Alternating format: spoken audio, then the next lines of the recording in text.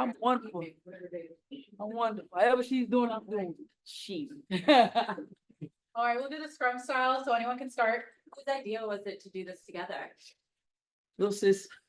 I hadn't seen her yet. I gotta get her. She used to come and talk to me in my locker room when I come to New Orleans. She'd come in my locker room.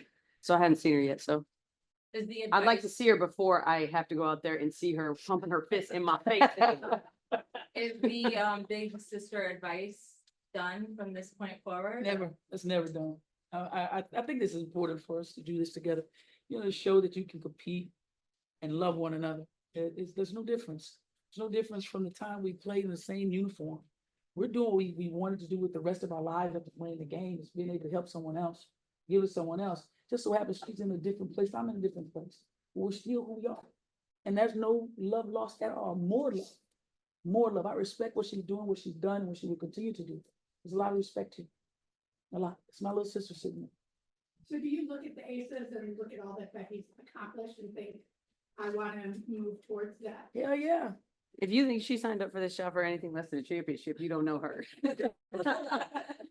She's doing a hell of a job, you guys. Hell of a job. You're not just on this side. She's done a hell of a job on the other side. You know, and I can say a little bit more about that other side. But we're here now. You don't. We're here now. We're down right now. You absolutely can. What she's doing here now, you know, it's special. It's special. So I mentioned this the other day, and matter of fact, it was yesterday. Measuring stick here. You look at her team and what they're doing and where they're going and how they play, how much fun they have. That's how we play. And it's beautiful to see. So of course, measuring stick. Coach Becky, what was it like to see Spoon get into a coaching role in the WNBA, and how have you assessed what she's done so far with this team? Well, I was excited for her, you know, to bring her back to the W. You know, she's somebody who's always been, I'd say, like a player's coach, whether that's men, women, it didn't really matter. She's the ultimate teammate. So when she came back, I know what she gives and what she brings to the table. And so I was really excited for not only, you know, her players and stuff, but for the city of Chicago and the W. She's a contagious person. You know, her energy, her zest for life is contagious. And so to have that kind of energy, and also let's just the qualifications to come back. I mean, you know, both of us spend a significant time learning the other side of the game. And now to be able to bring that back and bring what we've learned back to the W and be able to give back to the league that really started us. Because neither of us are sitting here without this league in, you know, 1997, 98, 99 and on through. So kind of a full circle moment for us. She was my first vet. And so, you know, now to be sitting across from her, I know we've always been cheering from afar. You know, you had asked the question, is that somebody, I don't talk to her every day, but we pick up right where we left off. I don't need to call her and be like, Spoon, are we still cool? Like, you still got me? I already know. So, you know, that's a very mature and seasoned relationship. So I'm super happy for her and I cheer for her every time, except for tonight. She knows I'm going to try to take her head off and she's going to try to take mine. That's how it rolls. And as it should be. How would you describe the energy that she had as a player? Is it basically the same thing that you see her as a coach? And how have you seen her energy translate? It's contagious. That's what I said. It's contagious. Her players play with that kind of energy, that kind of passion. You know, I was coaching for the Spurs when the Liberty had moved back, I don't even to White Plains, and I was just so upset because I was like, what a travesty. Like to go from where, you know, selling out Madison Square Garden to now being moved into this, I don't even know where they were playing. I was just like, I was so mad about it. It's like, but now, you know, obviously new ownership, and I think the ownership group there in Brooklyn is great. There's an excitement about the city. And at the end of the day, I think both me and Spoon do know that like it does well for the league when New York does well. Yeah. It just does. When LA does well, when these big cities do well, where there's a lot of media, it's good for our league. And so at the end of the day, yeah, you want to win every game, but it's like as a group and as a W, like we're cheering that everybody does great. How does Chelsea change your team? I mean, she's been back 2 games, so just for us amateurs, how does she change your team? Well, I mean, you're playing with a true point guard coming from, I probably wasn't a true point. She was a true point guard. It's different playing with a true point guard, and stealing one game in game 4 without a point guard is different than a season.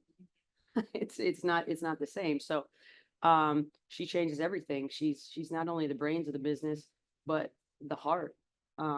She has a calming effect. She's somebody who, like this one, finds a lot of joy when other people have success. And that's a really special thing because that also is contagious. You get those kind of attitudes and feelings of unselfishness and truly like happy for your teammate. You bottle that up wherever you can go. Use it in the game, use it in life, because when you got people that cheer for you hard, you want to keep those people around. With how difficult of a job it can be to be a rookie, can you just talk about the impacts of Kate and Angel and the way they've been able to get into the league? I'll speak a little bit about Angel. It's the level of confidence that she carries. She carries a great deal of confidence in herself, what she brings to this league, and she actually likes the chatting. She likes the challenge. She enjoys it. It fuels her. So she's really coming along in the right way, taking her time getting it done. But she's experienced a lot of great post players thus far and learning how to get it done. But what I like the most about it is after every game, she gets something from those post people. After the game, they go and they talk to her to give her something to help her to grow in this league. That's just what we need as a league, is to help this thing to grow. And the post people are helping her to grow. So do you have a favorite story between you and Becky as teammates that you are willing to share with us? And I'll tell you what, when I tell you we wanted to see if this one owned a towel to throw in, because we don't own towels to throw in, and she knows that. Never did she give in. Never did she stay down. Every time she hit the floor, she got up. When she tells the story, what we did is true. Now, if it was happening nowadays, it wouldn't be good, but They would be called hazing. Back then, it was just called, let's see if you're tough. got up every single time. And we knew we have to have her. And I can tell you this, she shoot the heck out the ball. Everybody knows that, right? And I won't name this player, but she had her hands down.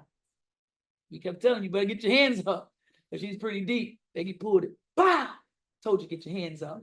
This one here, she her story, I talk about this all the time. Her story is so important for another player to see and to hear of how she got here, how hard it was, the work she put in. It means something. Everybody wants to talk about those that were drafted. Talk about those who worked to get in. Talk about the work that they put in to get here. It's the stories behind players. You got small players who look at Becky and say, man, how did you do it? And to hear her story, they feel like I can do it. It's the I can do it because you did it. And to share that the way that she did, and then to carry it and take a look at her resume.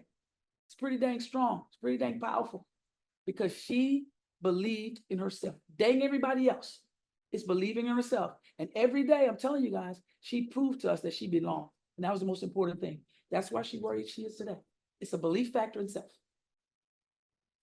Both of you starting to talk back to the next time you're both on the rookie. Did you ever assume or even think that you would be in a position like this where you're going, pushing it to the league where it's at? I never crossed my mind. No, never. It never crossed my mind. Coming into New York, I was, fresh out of Fort Collins, but before that, South Dakota. Oh, New York City was, I'll say, an adjustment for me. But as badly as they beat me for 2 weeks, once I was in. Then nobody would mess with me because if they did, they were dealing with her and Vicky Johnson, and you didn't want those two like upset with you. I'll tell you that. But they were. I think we were so young, like to be. It was so fun, first of all. But one attitude that I know Spoon and Kim Hampton and Sue Wicks really brought specifically was this I'll just say like a thankful attitude, like this attitude of gratitude. Like you could tell they just love this moment so much because they never had it. They've been overseas playing in front of foreigners and people that they didn't speak the language, although I think you did do some Italian.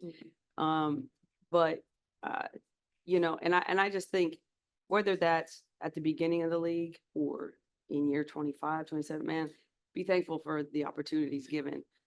Because now, not that we're going to sit at the table and play nice all the time, but like, be thankful for these opportunities because there's a lot of women that fought really, really hard to have these moments. And it's just awesome to see where the game has gone.